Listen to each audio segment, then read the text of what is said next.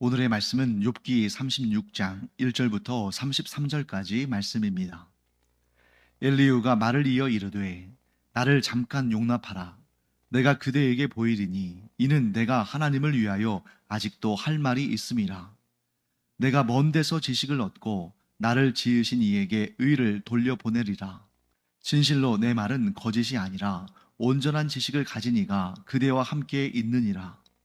하나님은 능하시나 아무도 멸시하지 아니하시며 그의 지혜가 무궁하사 악인을 살려두지 아니하시며 고난받는 자에게 공의를 베푸시며 그의 눈을 의인에게서 떼지 아니하시고 그를 왕들과 함께 왕좌에 앉히사 영원토록 존귀하게 하시며 혹시 그들이 족쇄에 매이거나 환난의 줄에 얽혔으면 그들의 소행과 악행과 자신들의 교만한 행위를 알게 하시고 그들의 귀를 열어 교훈을 듣게 하시며 명하여 죄악에서 돌이키게 하시나니 만일 그들이 순종하여 섬기면 형통한 날을 보내며 즐거운 해를 지낼 것이요 만일 그들이 순종하지 아니하면 칼에 망하며 지식 없이 죽을 것이니라. 마음이 경건하지 아니한 자들은 분노를 쌓으며 하나님이 속박할지라도 도움을 구하지 아니하나니 그들의 몸은 젊어서 죽으며 그들의 생명은 남창과 함께 있도다. 하나님은 곤고한 자를 그 곤고에서 구원하시며 학대당할 즈음에 그의 귀를 여시나니 그러므로 하나님이 그대를 환난에서 이끌어내사 좁지 않고 넉넉한 곳으로 옮기려 하셨은즉 무릇 그대의 상에는 기름진 것이 놓이리라. 이제는 악인의 받을 벌이 그대에게 가득하였고 심판과 정의가 그대를 잡았나니 그대는 분노하지 않도록 조심하며 많은 뇌물이 그대를 그릇된 길로 가게 할까 조심하라. 그대의 부르짖음이나 그대의 능력이 어찌 능히 그대가 곤고한 가운데에서 그대를 유익하게 하겠느냐. 그대는 밤을 사모하지 말라. 인생들이 밤에 그들이 있는 곳에서 끌려가리라. 삼가 악으로 치우치지 말라. 그대가 환난보다 이것을 택하였느니라. 하나님은 그의 권능으로 높이 계시나니 누가 그같이 교훈을 베풀겠느냐? 누가 그를 위하여 그의 길을 정하였느냐? 누가 말하기를 주께서 불의를 행하셨나이다 할 수 있으랴? 그대는 하나님께서 하신 일을 기억하고 높이라. 잊지 말지니라. 인생이 그의 일을 찬송하였느니라. 그의 일을 모든 사람이 우러러 보나니 먼 데서도 보느니라. 하나님은 높으시니 우리가 그를 알 수 없고 그의 횟수를 헤아릴 수 없느니라. 그가 물방울을 가늘게 하시며 빗방울이 증발하여 안개가 되게 하시도다. 그것이 구름에서 내려 많은 사람에게 쏟아지느니라. 겹겹이 쌓인 구름과 그의 장막의 우레소리를 누가 능히 깨달으랴. 보라, 그가 번갯불을 자기의 사면에 펼치시며 바다 밑까지 비치시고 이런 것들로 만민을 심판하시며 음식을 풍성하게 주시느니라. 그가 번갯불을 손바닥 안에 넣으시고 그가 번갯불을 명령하사 관역을 세시도다. 그의 우레가 다가오는 풍우를 알려주니 가축들도 그 다가옴을 아느니라. 네, 어제 이어서 또 엘리후의 이야기가 계속 진행이 됩니다. 그래서 이 엘리후가 지금 욥과 그 세 친구들을 향해서 자기의 어떤 지혜를, 지식을 전하는 그런 내용인데요. 주로 욥을 표적으로 삼고 있습니다. 욥에게 어떤 지혜와 지식을 전하려고 하는지 그 내용을 함께 보겠습니다. 자, 먼저 1절부터 4절까지는 이제 엘리후가 2절 말씀 보시면 나를 잠깐 용납하라. 자, 이런 말 나오면 그 다음에 어떤 얘기가 나올 것을 우리가 짐작해야죠. 나를 잠깐 용납하라 한 다음에 자기 이야기 하려고 하는 거죠. 자기의 지식, 자기의 지혜, 자기의 깨달음, 그리고 자기의 훈계. 앞에서도 밝혔습니다만 엘리후는 욥보다 한참 어립니다. 그래서 이렇게 겉으로는 참 예의를 갖추고 겸손한 듯 말하지만 실제로 욥에게 전달하고자 하는 엘리후의 말은 그를 꾸짖는 것이고 그를 깨닫게 하겠다. 내가 전하는 지식과 지혜로 그를 뉘우치게 하겠다 하는 그런 목적을 가지고 하는 말입니다. 그렇기 때문에 지금 이제 훈계를 하려고 하는 거죠. 그러면서 자기가 지금부터 하려는 그런 훈계가 결코 그렇게 호락호락하거나 의미가 없거나 가치가 없는 것이 아니라 굉장히 중요한 것이다 하는 것을 알리기 위해서 이렇게 말합니다. 3절 말씀 볼까요? 내가 먼 데서 지식을 얻고 나를 지으신 이에게 의를 돌려보내리라. 자, 먼 데서 지식을 얻는다. 그리고 그것을 나를 지으시니는 당연히 하나님이겠죠. 하나님께 의를 돌려보낸다. 이게 무슨 뜻이냐면 여기서 지금 우리가 주목해야 할 부분은 먼 데서라는 말입니다. 먼 데서. 자, 우리는 먼 데서 하면 당연히 1차적으로 공간적인 의미를 떠올리겠죠. 멀리에서부터. 그런데 이 먼 데서라는 말에는 세 가지 가능성을 내포하고 있습니다. 자, 첫 번째, 여러분들 한번 이 세 가지 중에 어느 것이 지금 이 엘리후가 말하고자 하는 의미인지를 한번 여러분들이 선택해 보시기 바랍니다. 첫째는 자, 먼데라는 말이 그야말로 멀리서 또 여기에서 가깝지 않은 곳에서 이런 의미를 갖겠죠. 그런데 여기에서 말하는 먼 데는 그냥 일반적인 지정학적인 공간적인 거리를 의미하는 것 같지는 않잖아요.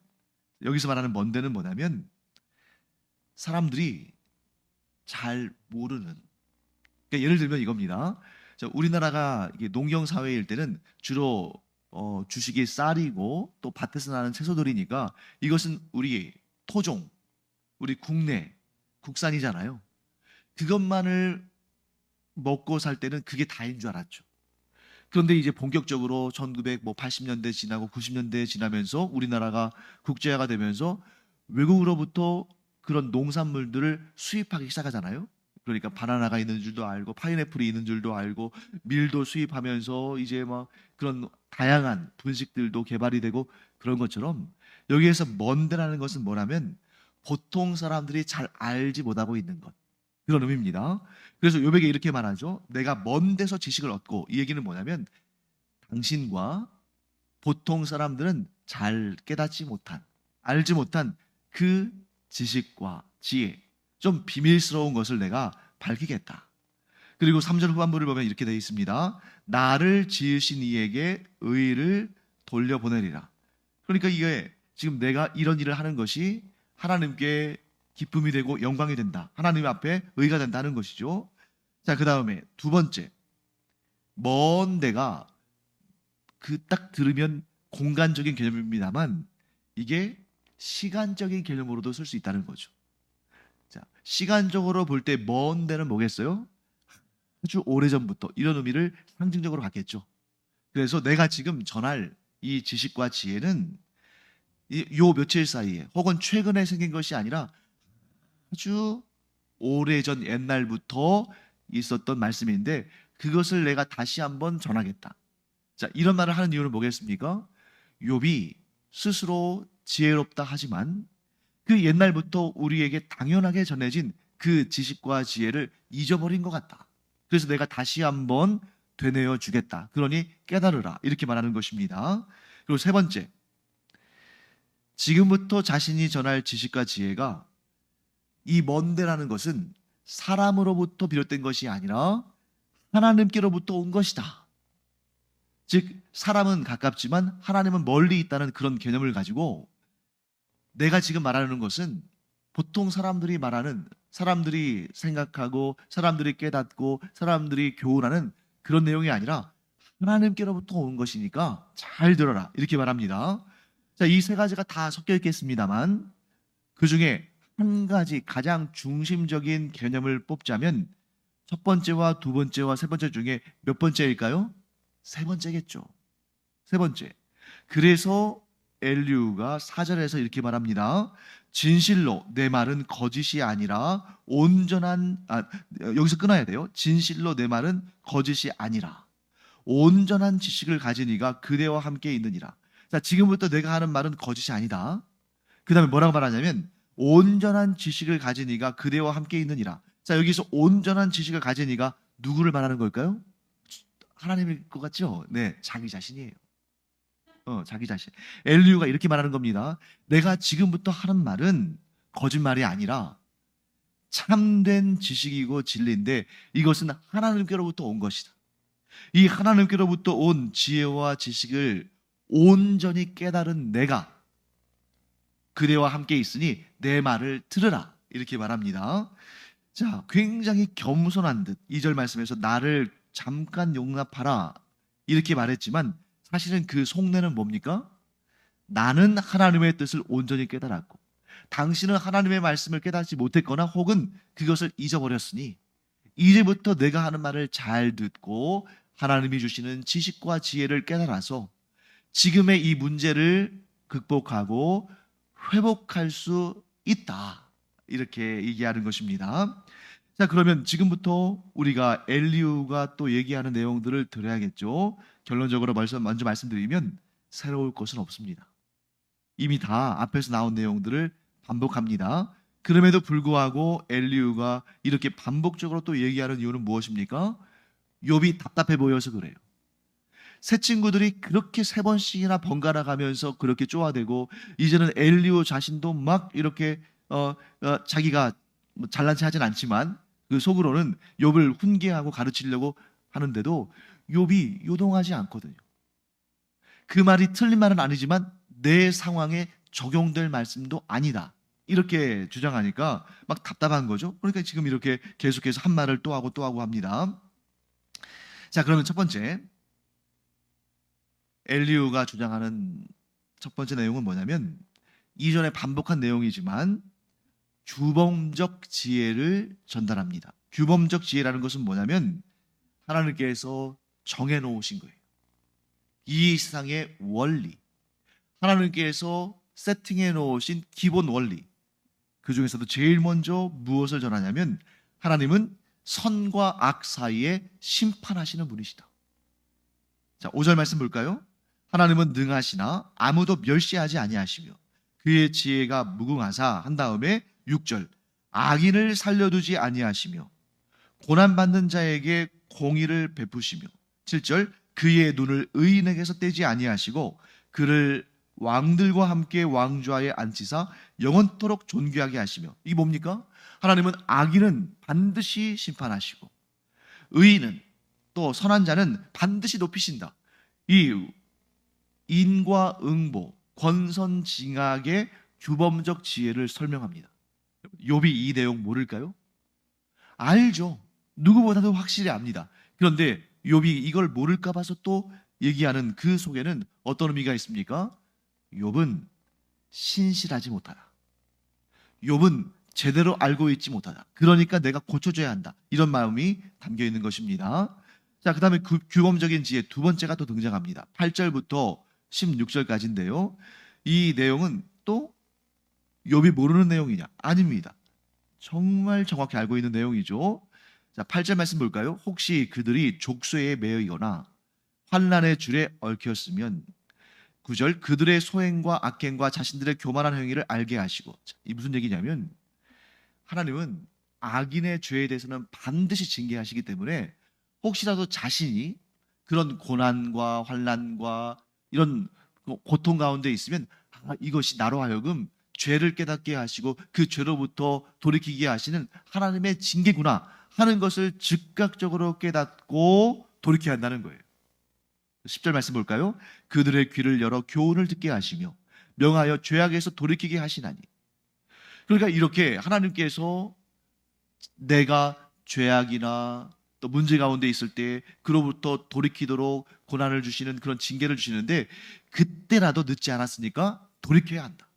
제일 좋은 것은 이런 징계의 고난을 받지 않는 것이 가장 좋지만 그러나 징계의 고난을 받을 때에 그때라도 늦지 않았으니 얼른 돌이켜서 회개하고 하나님께로 돌아오라. 이게 이제 규범적 지혜의 두 번째입니다.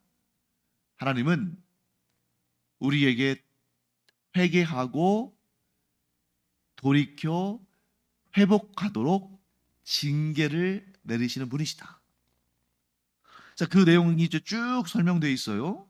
그래서 11절 말씀 볼까요? 만일 그들이 순종하여 섬기면 형통한 날을 보내며 즐거운 해를 지낼 것이고 반대로 12절 만일 그들이 순종하지 아니하면 칼에 망하며 지식 없이 죽을 것이니라. 그런데 여러분 여기에서 조금 어려운 내용도 하나 등장합니다. 14절 말씀 볼까요? 그들의 몸은 젊어서 죽으며 여기서 그들은 누구겠어요? 하나님의 뜻을 따르지 않는 자들, 이런 규범적인 지혜를 깨닫지도 못하고 그것을 깨달았다 할지라도 하나님의 뜻을 따르지 않으므로 징계를 받는 자들, 이런 한마디로 말하면 악인이겠죠. 악인은 그 악인의 몸은 젊어서 죽으며 그들의 생명은 남창과 함께 있도다. 자, 악인들은 천수를 다하지 못하고 젊어서 죽는데요. 근데 그 다음 볼까요? 그들의 생명은 남창과 함께 있도다. 자, 이 남창이라는 말을 우리가 굳이 이제 좀 설명을 제가 좀 드리자면, 히브리어 원어로는 끄데쉼이라고 되어 있습니다. 끄데쉼. 그런데 이 단어가 아주 명확하게 딱딱 떨어지는 단어라기보다는 좀 모호해요. 그래서 여기서 남창이라고 이렇게 끄데쉼을 번역한 이유는, 이 남창이 어떤 개념이냐면 우상신의 신전에서, 남자예요. 우상신의 신전에서 거기에 찾아오는 여성이든 남성이든 무분별하게 그렇게 성적 행위를 통해서 그런 행위가 그 우상신을 기쁘게 하고 즐겁게 해서 그들에게 복을 내려준다 하는 그러한 개념을 가지고 우상신전에 있는 그러한, 겉으로는 굉장히 좋게 꾸몄죠. 예를 들면 제사장, 또 사제, 이런 신분과 이런 모습을 갖췄지만 실제로는 성적인 타락의 최전선에 있는 사람들, 그들 중에서 남자들을 이 끄데쉼이라고 말하고 그것을 우리말로는 남창이라고 번역한다. 이렇게 이제 주장하는 그런 학자들의 견해를 반영해서 남창으로 번역을 했습니다만, 이제 최근 들어서는 그런 해석이 물론 가능하지만 그것만 있는 것은 아닐 것 같고, 특히 이 욥기 오늘 본문의 14절에 나오는 이 내용을 남창으로 번역하는 것은 굳이 이렇게 또 그 의미를 갖다 붙이면은 맞을 수도 있지만 정확한 번역은 아닌 것 같다 하는 그런 견해들이 있습니다. 예를 들면 이렇게 우리가 의미를 만들어갈 수 있겠죠. 남창은 우상 섬기는 남자, 그러니까 우상을 섬기고 성적으로 타락한 남자 사제잖아요. 그를 하나님께서 가만두시겠습니까? 반드시 심판하시겠죠. 그런 의미에서 본다면 이 남창이 하나님의 심판을 받아서 죽은 자, 이런 개념을 가질 수 있습니다. 그런데 그 너무 이제 삥 돌아가는 것이고, 좀 단순하게 번역한다면 그냥 죽은 자들, 그것도 어떻게 해요? 일찍 죽은 자들. 그러니까 14절 말씀은 이렇게 해석하는 게 좋겠습니다. 그 악인들은 수완을 다하지 못하고 일찍 죽고 그들의 생명은 그들과 같이 일찍 죽은 자들과 함께 있도다. 왜 일찍 죽었겠어요? 하나님의 징계를 받고 하나님의 심판을 받아서. 자, 그 다음에 그러면 이제 욥에게 뭐라고 말하냐면, 너는 이렇게 살아라. 자, 앞에서는 뭘 말했습니까? 하나님을 경외하지 않고 하나님의 규범을 따르지 않고 악을 행한 자는 반드시 하나님의 심판을 받아서 죽게 돼 있으니, 욥 당신이 그러한 비참한 죽음을 피하려면 이렇게 해라 하고 조언하는 내용이 17절부터 25절까지 나옵니다. 그래서 계속 그런 내용 나오죠. 18절 말씀 보시면 이런 내용 나옵니다. 중간에 많은 뇌물이 그대를 그릇된 길로 가게 할까 조심하라. 자, 뭘 조심하라는 거예요? 뇌물을 조심하라. 다른 말로 하면, 조금 더 보편적으로 말하면 뭐겠어요? 돈을 조심하라. 돈을 사랑하지 말라. 돈을 사랑하는 것이 일만하게 뿌리가 되고, 돈을 사랑하다 보면 반드시 하나님 앞에 죄를 짓게 돼 있으니까 돈을 사랑하지 말라. 이렇게 말하는 겁니다. 두 번째, 20절과 21절에서 말씀하는 거죠. 악을 추구하거나 악을 도모하지 말아라. 그리고 세 번째, 22절부터 24절까지 하나님을 어떤 상황에서도 원망하지 말고 하나님을 찬양하고 하나님께 감사드려라. 그리고 25절, 하나님만 바라봐라. 그런데 여러분, 지금 이 엘리후가 욥에게 조언하는 내용들, 욥이 이대로 지켰습니까? 지키지 않았습니까? 지켰죠. 아예 욥기 초반부터 하나님께서 하나님의 말씀으로 이미 우리에게 알려주셨어요. 욥은 그 당대에 참 온전한 의인이다.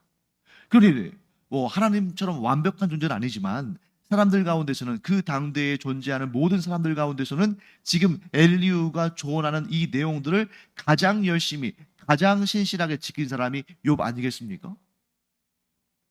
그래서 이제 마지막으로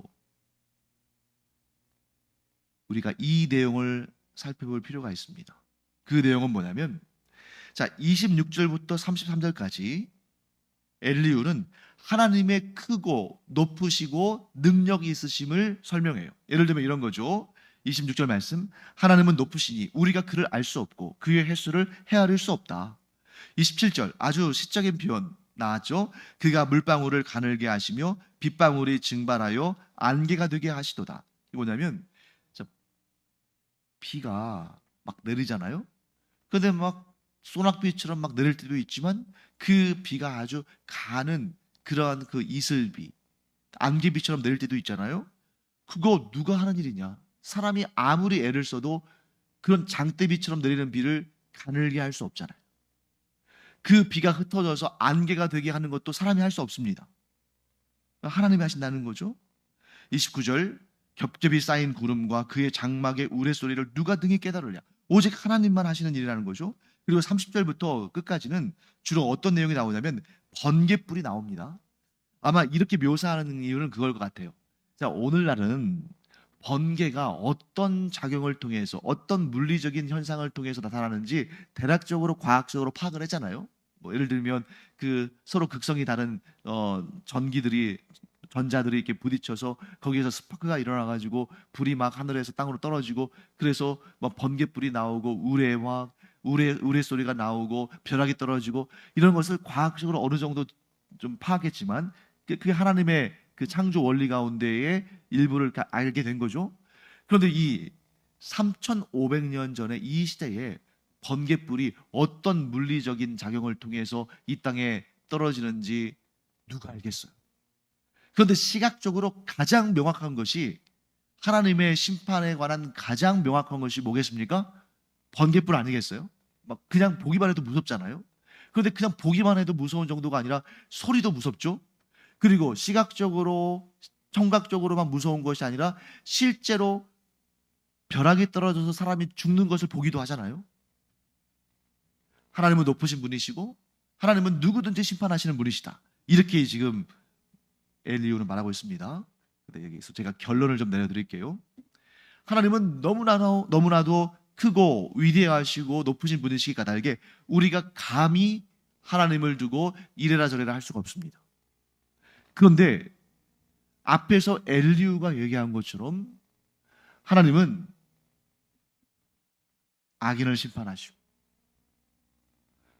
의인에게 상을 주시고 모든 것을 하나님의 잣대로 판단하시고, 그래서 하나님께서 누군가에게 징계를 주신다 할 때에 그것을 거부할 자가 없고, 하나님의 그 두려운 심판에서 어느 누구도 자기 자신이 의롭다고 말할 수 있는 사람이 없습니다.